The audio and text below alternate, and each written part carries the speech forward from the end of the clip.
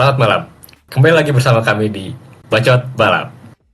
Kali ini kami akan ngobrol santai seputar GP Monaco dan juga kita akan sedikit throwback ya untuk GP Monaco kemarin. Karena sebelumnya kita sebenarnya udah bikin videonya ya, tapi karena ada kendala teknis ya jadi tidak kami upload ya. Maaf ya guys ya.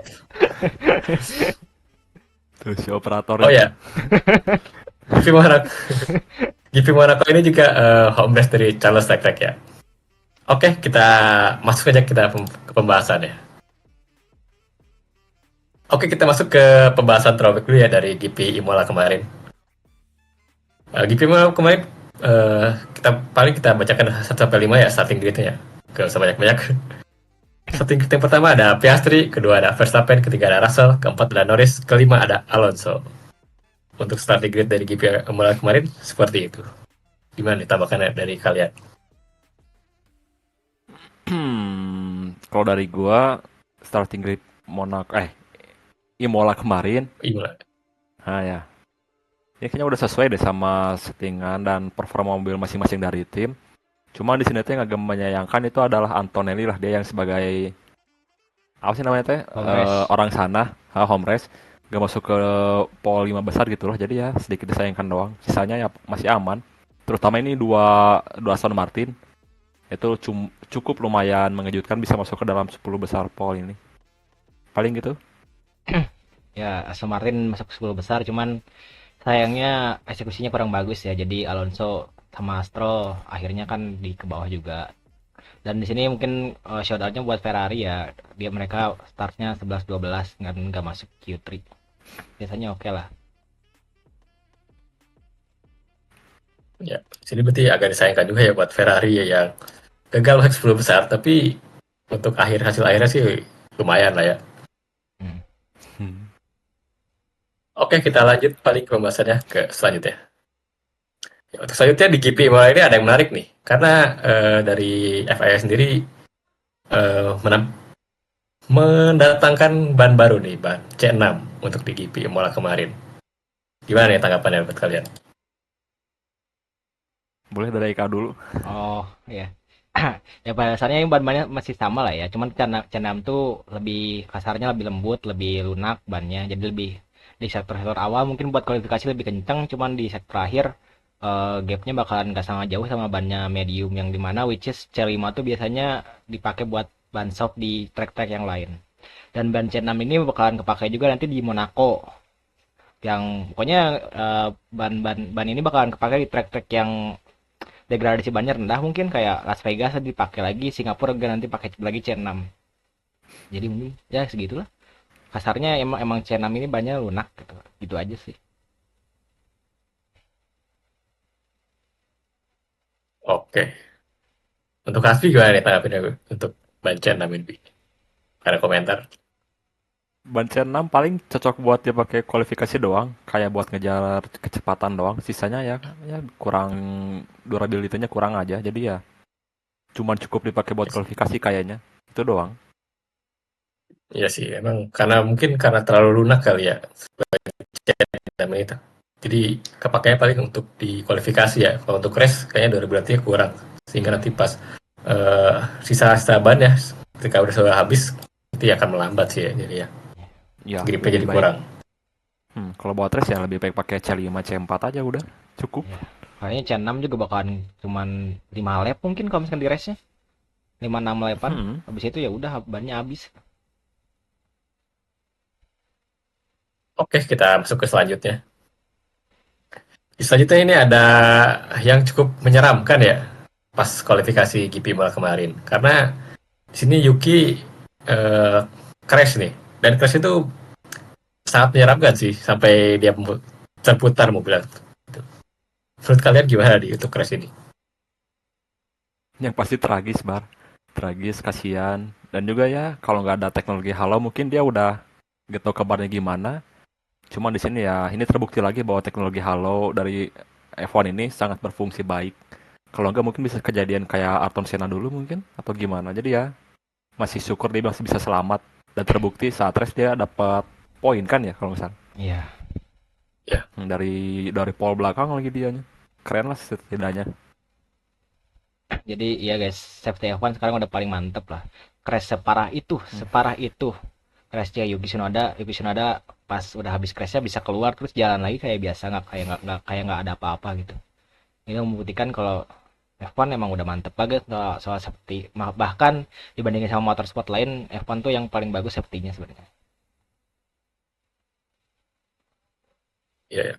Untuk sekarang ini F1 emang ketika banyak-banyak crash tapi cederanya ya, Mm-mm. dan minim juga untuk memakan nyawa gitu ya untuk sekarang. Hmm. Oke, kita lanjut lagi paling ke hasil akhir dari GP Imola kemarin. Ya, seperti kita seperti biasa kita bacaan dari 1 sampai 10. Yang pertama itu ada Max Verstappen, yang kedua ada Oscar, Norris, yang ketiga ada Oscar, keempat ada Lewis, kelima ada Alex Albon, yang keenam ada Leclerc, ketujuh ada Russell, kedelapan ada Carlos Sainz, kesembilan ada Isaac Hadjar, dan kesepuluh ada Yuki Tsunoda. Mungkin di sini yang perlu di shout out si Yuki Tsunoda ya, Ya, karena betul, dia Bar. starting dari pit lane dan berhasil finish ke 10. Dia mendapat poin. Gimana nih untuk komentarnya dari hasil Kalau akhir ini? dari gue sendiri ya, di sini yang cukup lumayan mengejutkan itu adalah Verstappen. Dia kayak cepat ngambil momentum di awal-awal start, bisa cepat mencuri poin, naik dari posisi kedua posisi ke satu dengan racing lane milik dia sendiri dengan teknik ya late braking gitu ya.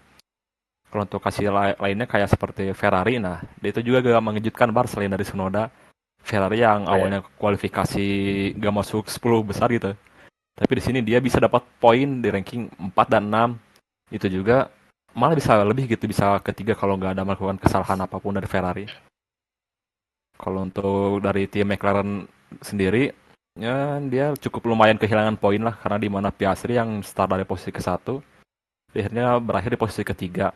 Dan juga di race ini tuh tim McLaren terutama Piastri banyak dirugikan dengan beberapa kemunculan safety car, virtual safety car, dan juga masalah pit dari Piastri sendiri yang agak lama, terutama bagi yang pit ban kanannya itu yang nyusahin dia.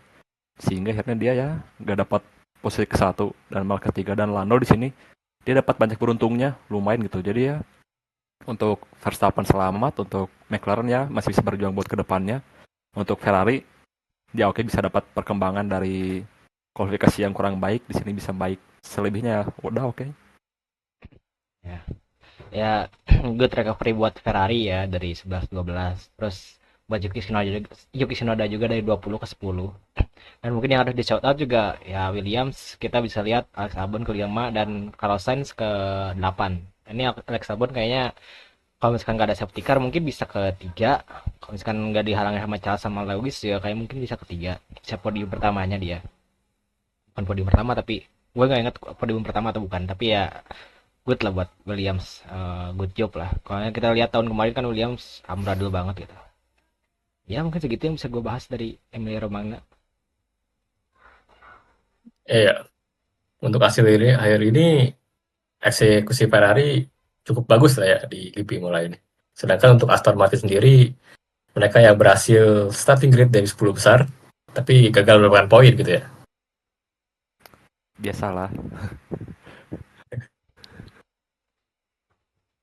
Oke, paling kita masuk langsung ke GP Imola kali ya. Monaco. Monaco bar. Monaco ya, Monaco. Maaf, sorry.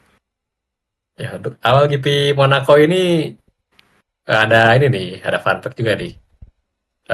Semua pembalapnya diundang nih untuk nonton premier untuk F1, film F1 nih.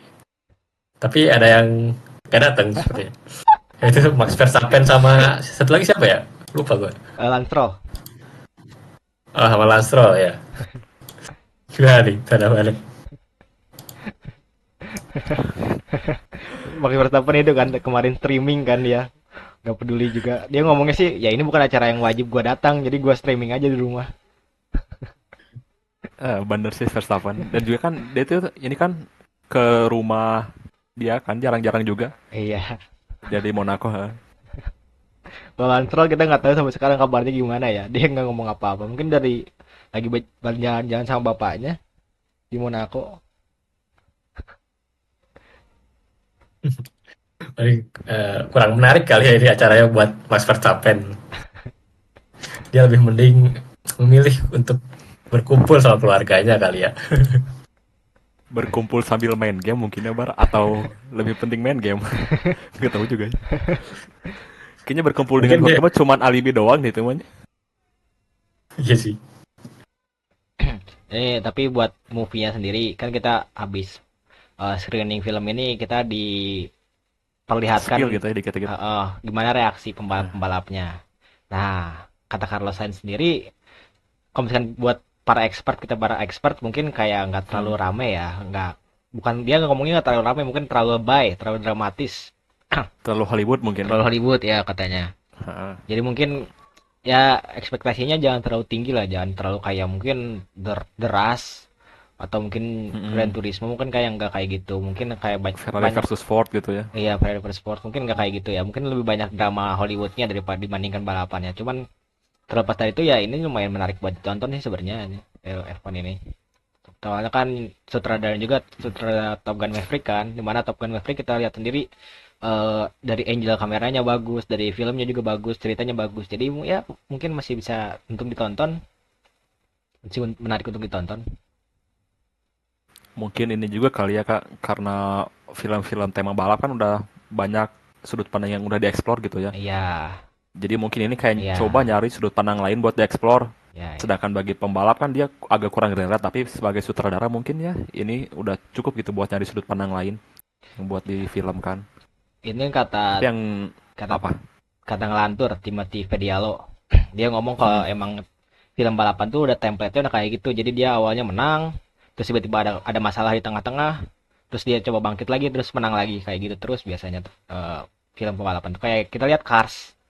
Terus itu yang hmm. Gran Turismo, itu kan formulanya sama terus film balapan tuh kayak gitu terus. Jadi ya mungkin ini juga mungkin agak sedikit mirip, cuman dramanya lebih banyak aja mungkin kayak gitu. Ini tuh kan tentang itu ya kayak MC-nya tuh pembalap yang udah pensiun disuruh balik lagi buat Hmm.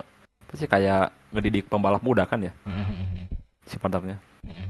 Tapi ya setidaknya nanti di film ini kan kalian bisa lihat di trailernya ada momen yang lumayan menarik di mana timnya si GP apa sih nama tim di film ini tuh Apex, Apex. tak Apex itu dia bisa menyalip tim Ferrari tah itu keren nanti itu bisa disaksikan. Itu bukan menyalip di Ferrari locks up anjing. Gak di dunia nyata gak di film tetap aja jadi badut aja. Nah mungkin itu ada komedinya dikit mungkin nanti ada. Jadi ya kalau yang tertarik silahkan menonton tanggal 25 Juli nanti.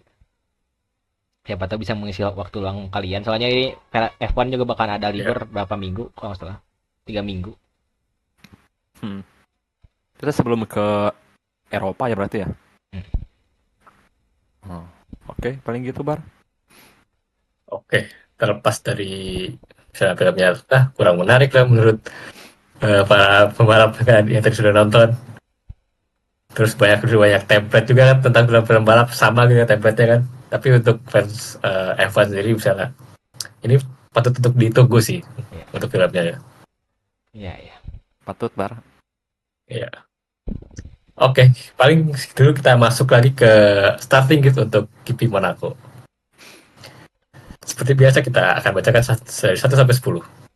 Yang pertama itu ada Lando Norris, yang kedua ada Leclerc, yang ketiga ada Piastri, yang keempat ada Hamilton, yang kelima ada Verstappen, yang keenam ada Escajer, yang ketujuh ada Alonso, kedelapan ada Ocon, kesembilan ada Lawson, dan ke-10 ada Albon. Nah, di sini nih yang patut yang kurang diterima untuk fans Hamilton sini karena harus menerima penalti ya dari Oh iya, Hamilton sendiri. ada penalti. Ya, sebenarnya Kasihan. starting grid keempat ya jadi ketujuh ya. Penalti 3 posisi ya. Iya. Gimana nih tanggapannya menurut kalian? Lebih. Ya, yang pasti di kualifikasi ini kita nggak ngelihat lagi Leclerc sebagai homegrown-nya bisa dapat pole 1. Dan dia juga kayaknya sedikit kecewa kali ya karena bisa nggak dapat pole 1. Sedangkan untuk Norris ya dia keren gitulah bisa pecah rekor kan ya dengan waktu Iya. 1 menit Pembalap 10 detik pertama, lebih gitu ya. pembalap pertama yang nyetak rekor 1 menit 1 menit 9 detik. Oh 9 ya, ha, tuh. 9 detik. Terus di sini juga ada yang lumayan menarik dari timnya Racing Bull tuh, ada Hajar, Lawson, dia yang akhirnya bisa masuk ke pole kualifikasi dan di akhir juga dia dapat poin. Untuk Alonso, nah di sini juga Alonso kayaknya dia kalau tetap konsisten di pole 7 ini sampai finish, dia mungkin bisa dapat poin pertamanya. Cuman ya di akhir race dia ya mengalami DNF dan sebagainya. Untuk sisanya paling dari tim Mercedes yang dia mengalami masalah pada saat kualifikasi. Ya paling itu aja sih buat dari starting grid ini. Ya. Kalau buat Leclerc mungkin ya kita lihat Ferrari belakangnya ini kayak gimana, mobilnya emang jelek ya. Mungkin dari Leclerc sendiri juga ngomong kan, gue juga nggak ngerti kenapa ini mobil bisa tiba-tiba bagus gitu. Soalnya nih di free practice dijajal habis sama Leclerc, FP1 Leclerc, FP2 Leclerc, FP3 Leclerc. Kualifikasinya mungkin ya Norris lap time ajaib ya itu 19. Terlepas dari mobilnya yang bagus, Norrisnya juga emang kencang di situ, gue akuin. Dan Leclerc juga nggak bisa ngapa-ngapain soal itu. Dia juga ada lap time-nya udah 110 hampir mendekati 19 kalau nggak salah. Itu bedanya 0,00 berapa gitu gue lupa. Jadi ya unfortunate cuman beda berapa detik, cuman ya ini Monaco pasti ngaruh ke kemenangannya nanti di hasil akhir. Dan untuk Hamilton sendiri kan itu penalti terjadi gara-gara salah komunikasi antara Hamilton sama race engineer kan. Jadi race engineer ngomong Verstappen udah slowing down, dia nggak akan ngambil lap time. Jadi Hamilton ya nyantai aja. Ternyata ya, Verstappen lagi ngambil lap time dan ya karena itu dikualifikasi jadi kena turun grid 3 grid kalau nggak salah ya. Segitu gitu tuh. Ya, Ya, emang cukup disayangkan sih ya buat Hamilton ini ya. Karena itu bukan kesalahan dari dia ya. Itu kesalahan dari timnya yang salah kasih tahu yang menjauhkan dia jadi kena penalti. Oke, segitu untuk starting kitnya. Kita lanjut ke awal race. Nah, di awal race ini cukup menarik nih ya. Ada Norris tiba-tiba locks up nih pada turn pertama. Dan juga hampir disusul sama Charles Leclerc cuman gagal nih. Gimana nih tanggapannya menurut kalian? ini sih Bar ini lebih kayak ke beruntung ya buat Norris. Karena kalau lihat kejadian sebelumnya kayak di Imola, kan di Imola tuh untungnya ya Verstappen di posisi kedua kan dia dapat sisi luar ya. Jadi dia masih bisa dapat kesempatan buat late braking buat nyusul. Nah, sedangkan buat Norris di sini dia lock up di posisi outside ya. Jadi meskipun dia lock up, si Charles Leclerc yang dari inside dia nggak bisa ngapa-ngapain, bisa nyusul dan bersiko juga. Kebalik Jadi kayaknya. ya ini emang Norris di inside. si Norris inside, Charles outside itu. Iya, ya. Nah, kurang lebih gitulah. Jadi ini mah ada faktor keberuntungan Norris juga di balik kesialannya dia karena lock up. Ya. Selebihnya dari itu ya udah berlanjut seperti biasa. Gak ada apa-apa lagi di sini. Terlepas dari itu ya emang iya sih, emang untung ini Monaco bukan sirkuit yang lain. Jadi kalau misalkan locks up juga masih oke lah. Ya, tapi itu sebenarnya kalau misalnya Charles Leclerc berhasil nyusul di situ, itu chance paling besar dia untuk jadi ke-1 sih ya. Iya sih. Bisa. Iya. Tapi Iya, berisiko soalnya- nggak sih? Iya juga sih. Ruangnya dikit Masalahnya pisan ya. masalahnya dua-duanya reaction time-nya bagus. Kalau misalkan Lando reaction time-nya jelek terus dia locks up mungkin bisa ya. Ini dua-duanya bagus. Kebetulan reaction time-nya pas. Dia mau locks up atau enggak juga tetap aja. Cuman kan yang dikhawatirkan sama Lando itu ada flat spot kan kalau misalkan locks up gitu. Jadi flat spot tuh si bannya ke gini kan, kekunci kan, terus si bannya kegesek yang kekunci tuh ke aspal. Itu Iya, bakalan apa sih ya, boncing gitu loh. Ngebuat si ban. aus itu. Iya, iya, iya. Ya. Mungkin itu cuman Lando ngomongnya nggak ada flat spot kok, aman-aman aja bannya. Ya udah balapannya berjalan seperti biasa.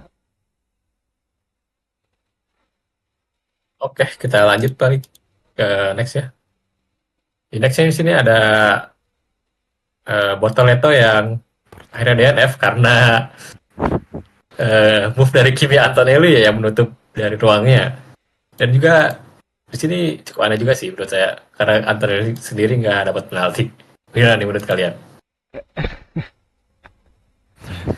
Ini mah ini makanya cuman apa sih? Kayak balas dendam Antonelli di apa sih? Di tikungan sebelumnya kan? Iya. Tikungan yang ada apa sih? Kayak Gamudun itu ya. ya. Di situ kan Iya. Bartoletta kan mau nyoba nyalip dari sisi luar lah. Cuman di situ meskipun dia berhasil nyalip, Antonelli kayaknya gak nerima. Jadi dia coba melakukan dive bomb di tikungannya buat ke daerah sini. Di Bartoletta dia nggak dapat ruang buat masuk, jadi aja ketabrak akhirnya. Ini cuma masalah strategi doang kan ya.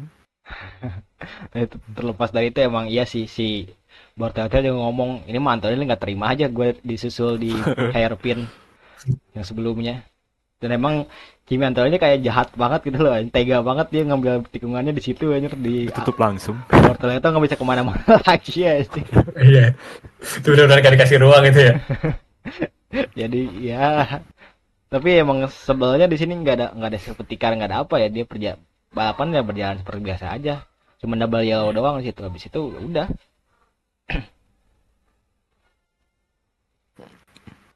Oke, kita lanjut kali ya ke slide selanjutnya. Selanjutnya ini ada Gasly ya yang menabrak Yuki Tsunoda. Tapi di sini yang menariknya mobil Gasly hancur, sedangkan mobil Tsunoda itu nggak apa-apa, kenapa-napa ya. Banteng bar beda. Ya menurut kalian gimana nih? Ini tuh gue agak lupa. Tapi di sini teh si Gasly-nya dia tuh lock up bukan sih? Iya, Gue juga Gasly-nya lupa sih. brake failure. Kayak telat rem gitu. Jadi ya gitu akhirnya dia terlalu mepet nabrak Tsunoda jadi ya crash. Tapi emang di sini keren itu Tsunoda gak kenapa-napa, sedangkan Gasly ya akhirnya dia bannya harus hancur. Tapi ini sisanya nggak ada apa-apa lagi deh. Cuman masalah mobil doang ini mah. Tapi ini menariknya emang di sini tuh paling sering brake failure. Si Charles pernah di sini dan nabrak juga DNF juga. Cuman yang jadi sorotan kan di sini Gasly harusnya berhenti di tempat kan dia nggak seharusnya nggak ngelanjutin ke pit lane. Si komentatornya juga ngomong kan ini Gasly bakalan kena penalti nggak sih sebenarnya maju terus ke pit lane tuh. Soalnya itu emang ban kiri ya ban kirinya Kiri. udah hancur Ah. banget. Udah tinggal ngaplek itu udah kayak atahiyat akhir kan. Iya. Nggak tahu sih kelanjutannya kayak gimana nggak gue nggak ngikutin cuman mungkin berpotensi buat jadi penalti juga dan penaltinya mungkin di balapan selanjutnya kita nggak tahu.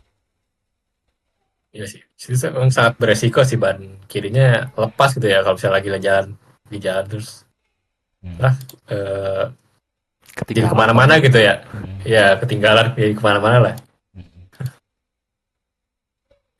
Dan anehnya di sini nggak ada Oke. safety car anjir. Iya, Karena udah berhasil masuk, mereka berhasil masuk pit. iya. Nggak Terus ngerti masuk tapi dan badannya juga kayaknya nggak lepas juga sih pas jalan. Untungnya. aneh kagok kah? banget anjir. Padahal kan gitu yang kita tunggu-tunggu kan safety car nggak ada. Iya. Ya udah. Oke, kita lanjut. Di sini juga ada dari Fernando Alonso yang cukup disayangkan juga ya, karena dia harus DNF sih di sini.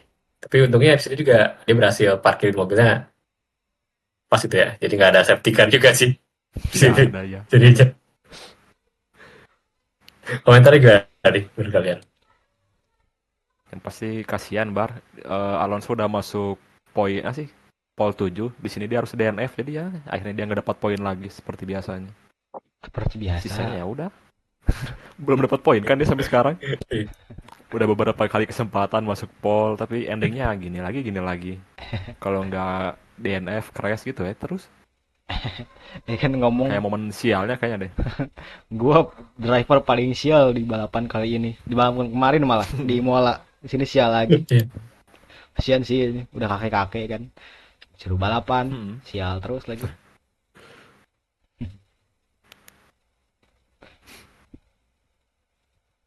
Oke, kita lanjut lagi ke selanjutnya.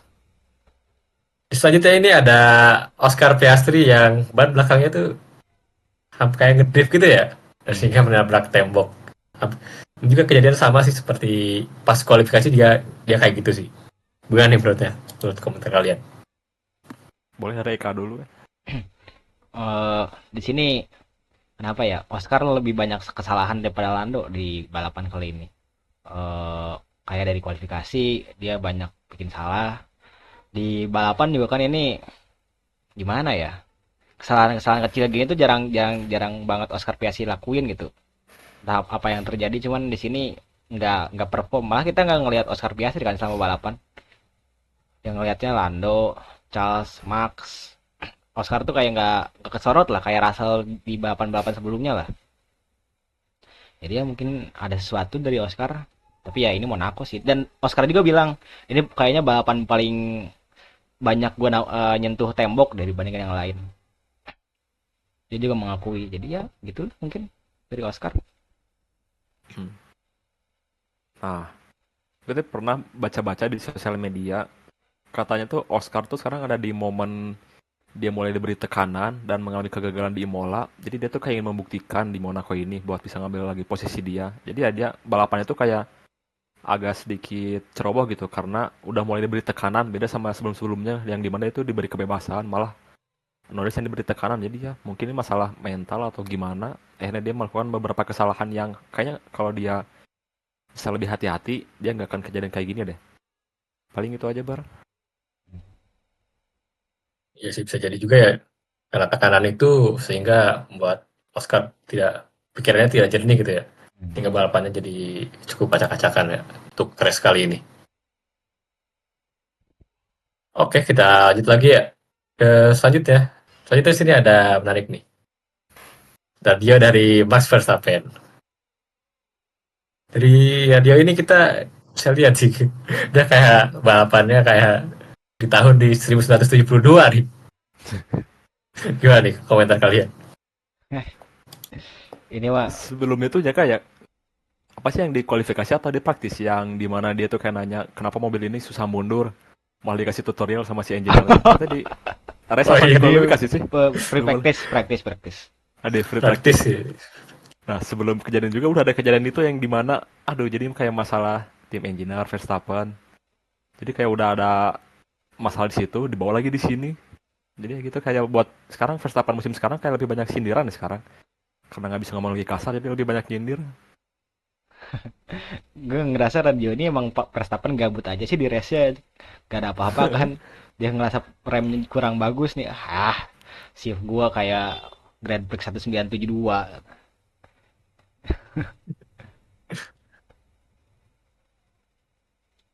Tapi yang lucu juga dari kayak kata Hasbi tadi, yang dari race engineer-nya malah ngajarin Verstappen gitu ya, cara mundur ya.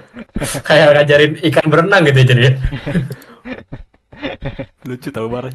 Sampai detail yang satunya juga kayak pecat kupling, turun gigi, netral baru ke air. Verstappen langsung apa gitu kayak nggak salah lu ngomong gini ke gua nih. Keempat kali juara WDC gitu doang nggak tahu gitu nih. Ya mungkin bisa siapa tahu lupa bisa kan mobilnya jarang mundur, Wi. Oh iya, karena bener. Iya. Kan dan dia bilang kayak kalau pikir saya bodoh gitu katanya. Gitu kan. Aduh, agak lucu sih yang situ ya. Oke, selanjutnya nih. Di akhir-akhir lap nih, Verstappen mencoba sedikit beri ketekanan ke Norris supaya taruh sedikit mendekat ke Norris ya. Dia bisa agar bisa menyusul Norris gitu ya. Tapi akhirnya nggak kesusul juga sih. Gimana nih menurut kalian? Ayo dulu, Bi. Boleh Kak? Oh, boleh. Hmm. Ya, Max jelas ini kan tujuan motivasi mereka bertiga menang tuh beda-beda ya.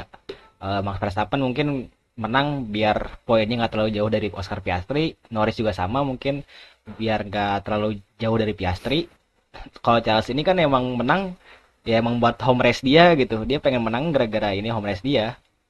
Dan Max mikir daripada Lando yang menang nanti dia poinnya jadi jauh, mending Leclerc yang menang. Poinnya jadi nggak terlalu jauh dari Norris sama Piastri. Jadi dia mencoba membantu Leclerc di akhir-akhir kan, dan dia juga belum ganti ban ya.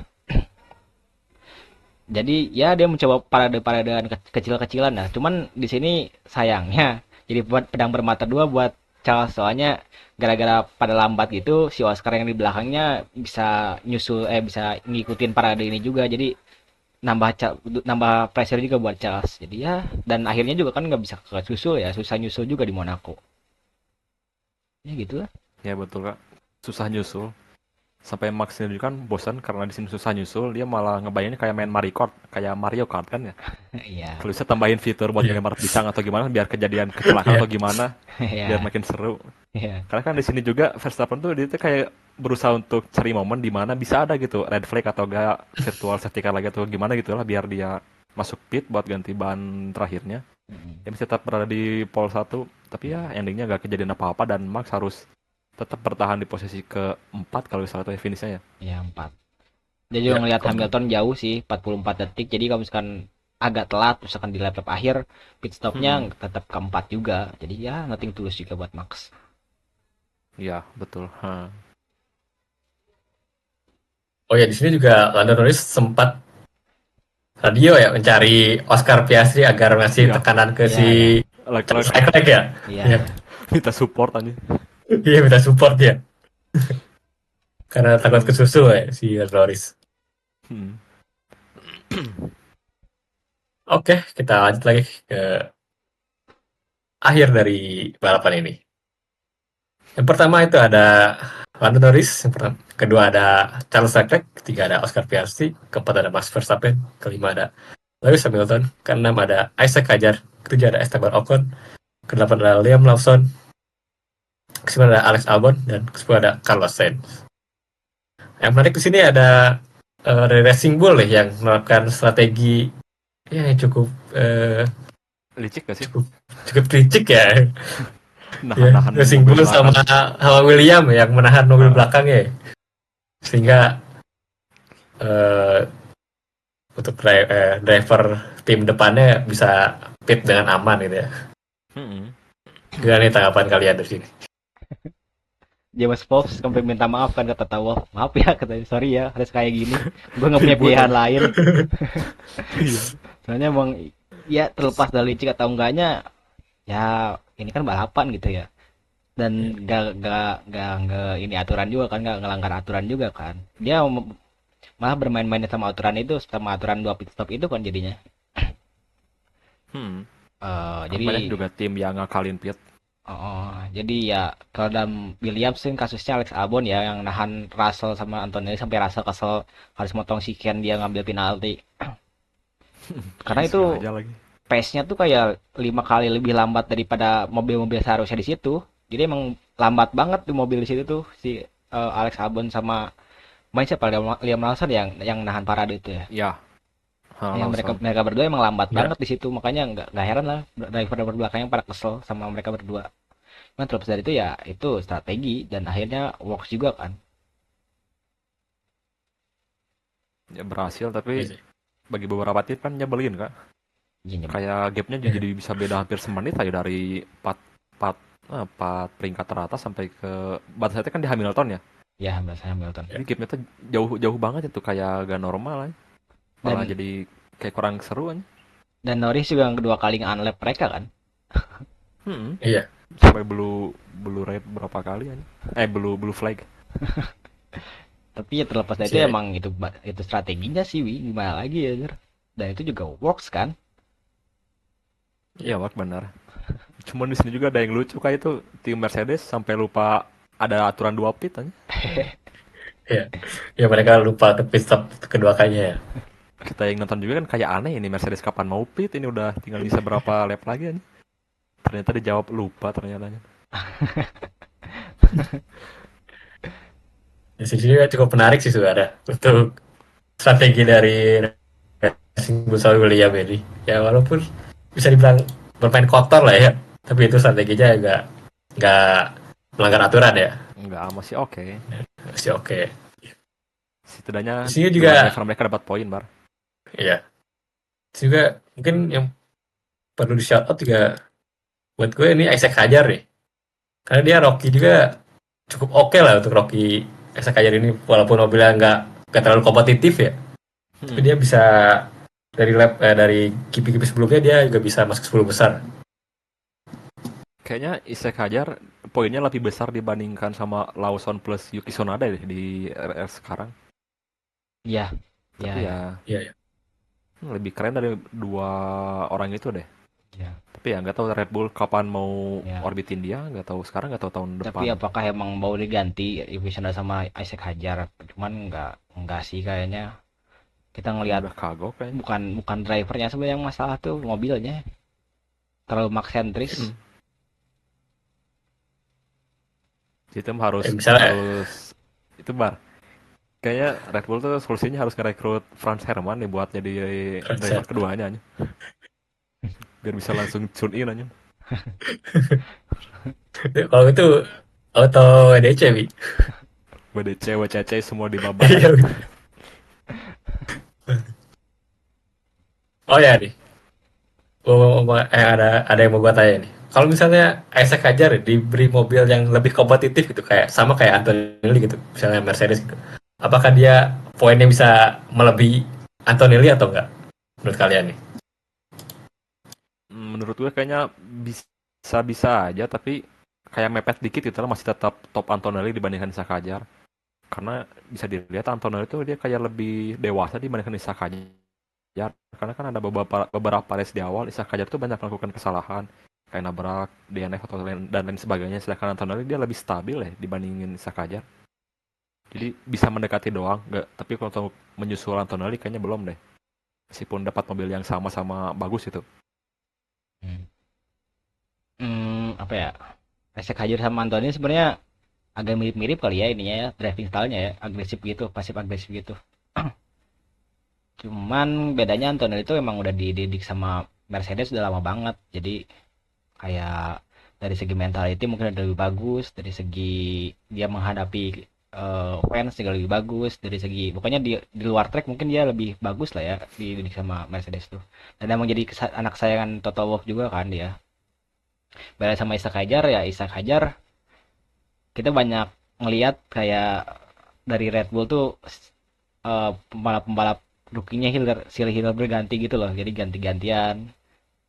Ada yang keluar masuk dan mungkin ada juga yang dari Red Bull terus akhirnya ke tim mana kayak Gasly, Sainz itu kan didikan Red Bull semua ya. Jadi Red Bull tuh kurang kurang royal lah sama pembalap-pembalapnya. Mungkin itu bedanya ya. Misalnya dari segi driving style agak mirip-mirip mereka berdua sebenarnya. Oke, mungkin untuk skill sendiri kayaknya 11-12 lah ya dari Antonelli sama Isaac Hajar ini ya. Hmm. Oke, kita lanjut lagi paling ke akhir. Di akhir ini ada kita bacakan lagi ada driver standing.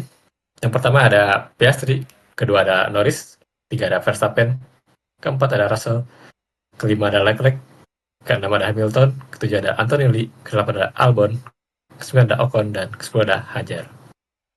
Untuk driver standing ini ada komentar gak? Tadi gue sih Ada gak ada Pak, kayaknya. gue jadi Oh, khawatir aja. oh Yang awalnya iya, bilang gue bilang pede, bilang absolut pasti Piastri WCC, sekarang malah jadi kurang meyakinkan nih.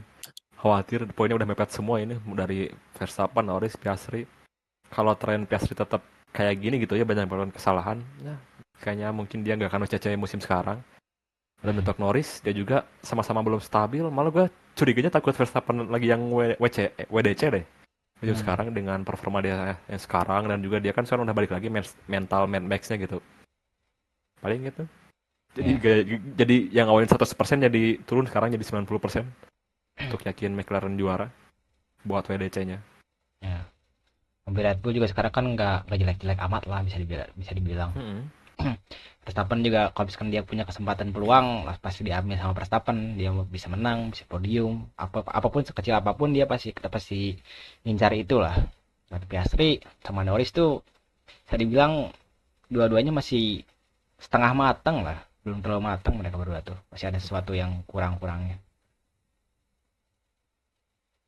Udah segitu paling ya, sekarang poinnya jadi beda 3 sama yes. Norris, sama Verstappen kurang 10-20 segituan lah, Dua-dua. 22 tuh. Mungkin juga di sini untuk tahun sekarang Verstappen juga kayaknya bisa ambil keuntungan dari duel McLaren ini nih antara Norris sama Piastri, karena kan sebelumnya di GP Imola kemarin ada duel antara Piastri sama Norris kan ya. Hmm. Ada Yang duel tapi kayak belum yang duel yang seharusnya itu Ya, mah duel sebenarnya pembunuhan lah itu.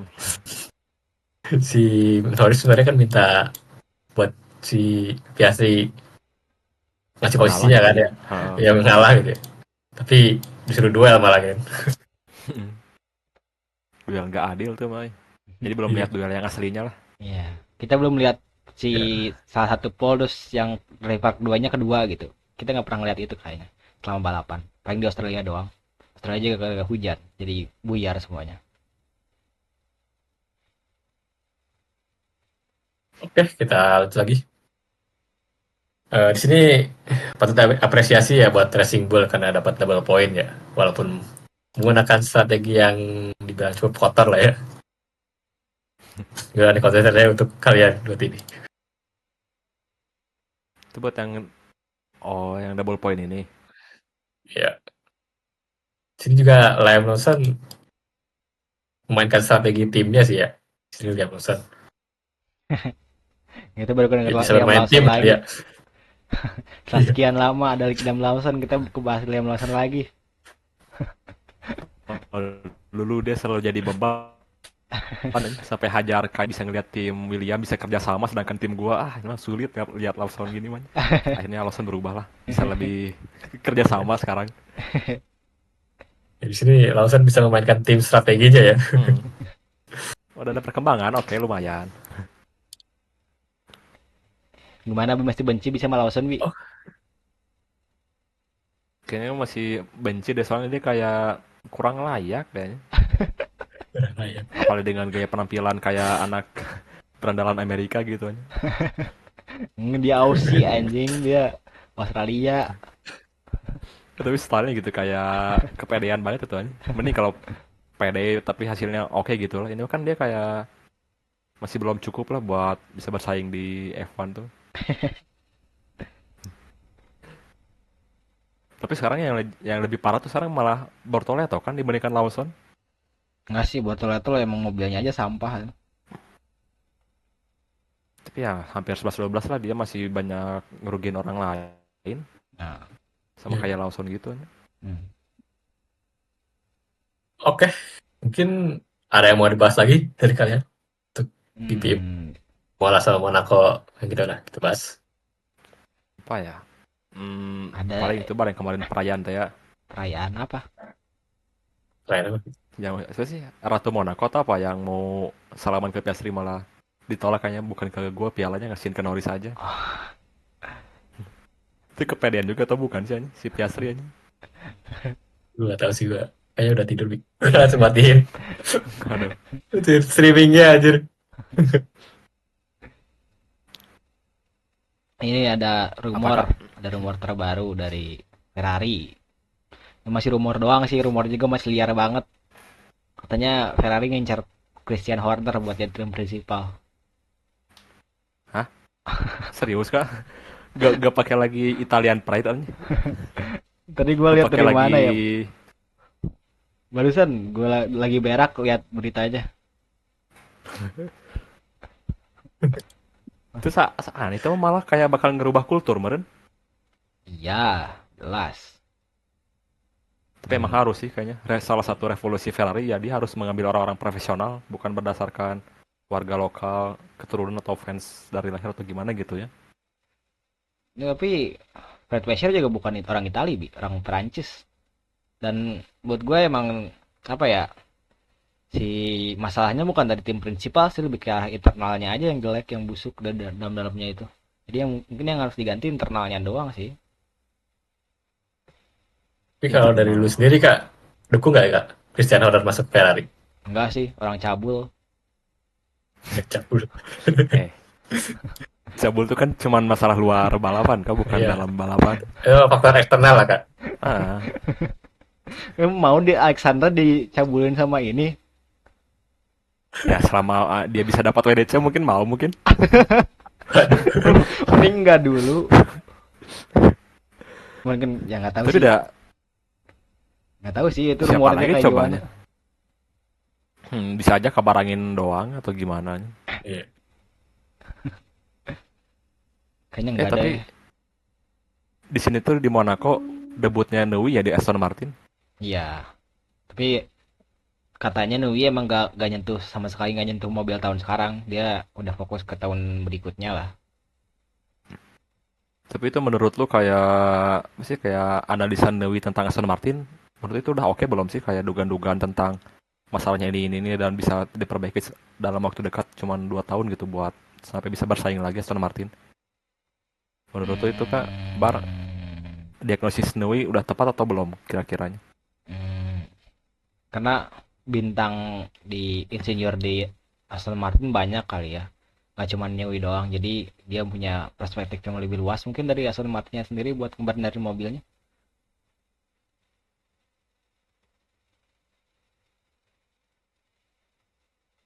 Iya, paling gitu mungkin ya. Ada Oh Habis iya. itu tanggapan Bar? juga mungkin dari Aston Martin juga ada dana yang cukup besar kan buat upgrade-nya kan. Aston Martin kan tim kaya lah itu. Ya. Kayaknya bisa deh bersaing bener 1 tahun atau 2 tahun lagi dia bisa Iya, bisa kayak Mercedes mungkin nanti mah. Oh ya, mau bisa jadi sih ya. ngomongin tahun baru, kan mobil tahun depan bakalan lebih sempit, bakalan lebih kecil ya. Hmm. Menurut lu pada mobil tahun depan apakah bisa membuat Monaco jadi menarik atau mungkin enggak atau sama aja atau gimana? Kayaknya bisa menarik deh karena kan perlu penyesuaian tentang settingan mobil baru mungkin ya dan adaptasi beberapa driver dengan regulasi baru, settingan manajemen energi badan dan sebagainya. Mungkin bisa menarik juga deh Apakah buat mungkin GP Monaco musim depan. mungkin terjadi overtake? Mungkin pertanyaan itu ya, kalau misalkan menarik ya beda dari ceritanya. Apakah akan terjadi overtake di Monaco? Kayaknya bisa deh, Stroll bisa lagi overtake di jalur DRS terowongan. Dengan catatan nih, Kalau dari gue sendiri sih kayaknya bisa aja, tapi tetap minim sih, nggak akan banyak untuk overtake-nya. dengan catatan mobilnya tuh kalau nggak salah lebih ramping 20 cm. 20 cm Jadi doang. 4 meteran kan? Panjang lebih pendek sekarang mah kan gak 5 meter lagi. Iya, lebih pendek dan lebih ramping. Lebih rampingnya 20 Hmm. cm kalau nggak salah. 20 cm segini lah mungkin. 20 cm masa gini. Ya segituan. Iya. Tapi kayaknya Nah, dikit deh. dikit ya. Tapi, Hmm. Tapi ya lumayan sih sebenarnya. hmm.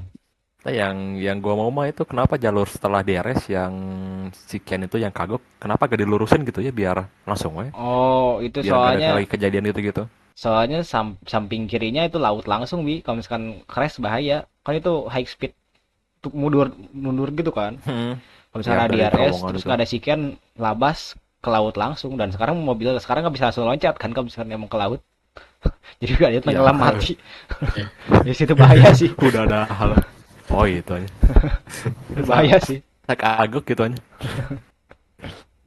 Ya sih bener masuk akal kalau gitu mah. Emang nggak bisa Oke, ini masih sih. ada bahasan lagi nggak? Apa ya? Emang Monaco ini nggak bisa diselamatin buat jadi menarik gitu. Mau diakalin nggak Iya, bisa. Karena emang yang jadi masalah bukan mobilnya, bukan sistemnya, tapi yang jadi masalah tracknya itu sendiri. Emang tracknya iya. sempit banget.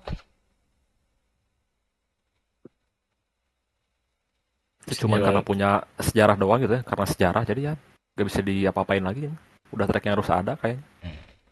emang di sini kayaknya untuk Eva sendiri cari duit sih karena di situ kan Monaco tempat-tempatnya orang kaya kan. Ya, emang Tanpa pajak negaranya. Iya. tiketnya juga Jadi kalau ya nggak salah paling pasti mahal duitnya deh. ngalir deras tuh di situ. Iya. Jadi untuk dikeluarkan dari schedule F1 pun susah kayaknya ya. Hmm. Ya anggaplah satu race yang buat lihat parade mobil doang di sini tuh. Gak apa-apa Ya, lah, dah cuman satu doang. Hmm, Sekali gitu maksudnya. ya sih. oke, paling kita masuk ke nextnya kali ya untuk eh, di Spanyol kali ya. Hmm. Gimana nih buat kalian dari posisi 1, 2 sampai 3 lagi? Prediksinya gimana nih? Kalau dari gua dulu mungkin ya Oke, boleh. Spanyol mungkin posisi satu kayaknya bolehlah Leclerc, kedua Lando, ketiga Verstappen. Di sini Hmm. gua mengalah kayaknya Piastri ya gak masuk 3 besar gitu. Sisanya ya bebas lah. Itu doang. Gak pede ya, gara-gara lihat kemarin. Saya gue Piastri. mau itu bas sebenarnya bukan gak pede, cuma pengen merendah buat meroket. Jangan kasih Malas. tekanan, jangan Malas kasih tekanan. banget, malas banget. Malas. Mas.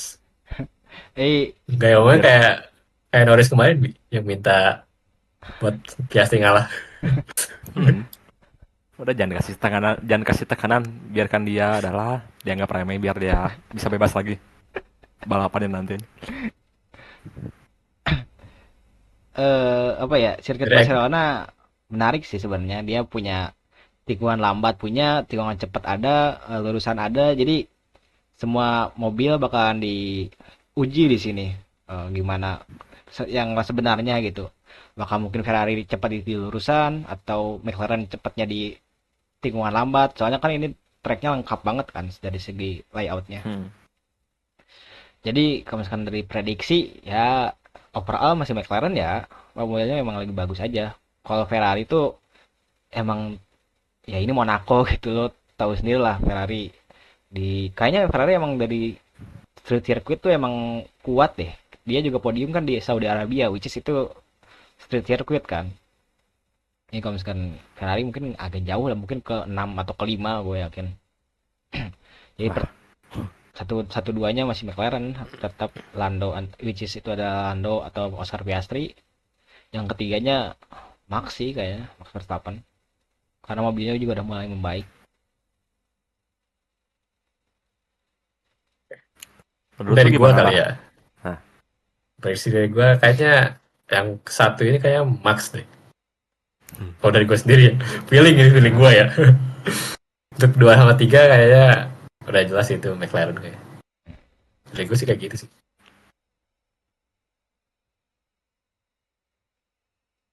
Oke, paling sudah kali ya pembahasan kita cukup sampai di sini kali ya. Karena emang Udah. di Monaco sendiri nggak banyak yang bisa dibahas ya. Karena cukup Iya. boring race juga kemarin. Iya. Oke, kita tutup kali ya. Segitu dulu untuk pembahasan kali ini. Mohon maaf bila ada kesalahan atau boleh dikoreksi ya kalau misalnya ada salah-salah, kita bahasnya di kolom komentar ya. Ya. Jangan lupa nonton kami terus di channel ini. Kami pamit undur diri.